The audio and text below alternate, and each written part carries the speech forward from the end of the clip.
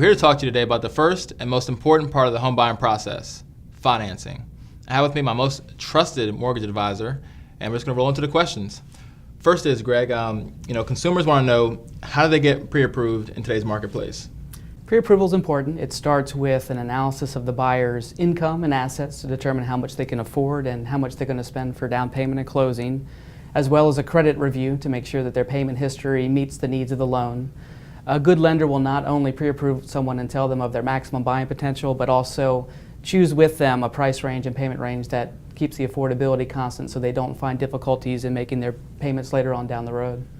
So that's some great advice, Greg. And as far as getting someone pre-approved, how do you or should a loan officer advise them on different loan programs to consider?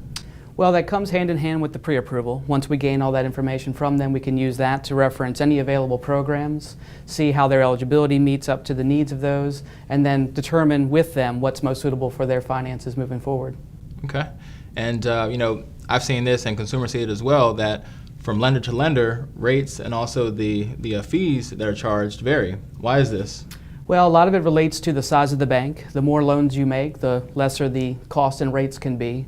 Most banks do sell their loans to government agencies, and if the lenders give these government agencies lots of loans to securitize and they do have a good performance level, you can see that improve the rates that they can offer their clients. Okay, great. And we'll just finish up with another question that I hear quite often, and that is there an advantage for a consumer to use a mortgage broker versus a traditional bank versus a credit union? There are some distinct differences there. A mortgage broker is a liaison. They're not an employee of the bank. Instead, they work on behalf of the bank to plant a loan in their hands and get paid a premium to do so. A lot of times that may minimize the banks that they work with or the programs they have access to. A credit union makes their own loans, so there is no middleman, but they only usually extend loans to their own members, so sometimes that can omit certain buyers from being able to use their services.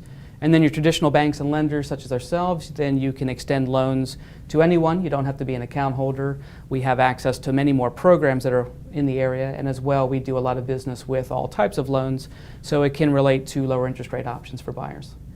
Excellent. Well, we hope that you guys found this informative, and if you have further questions, please feel free to contact Greg or myself.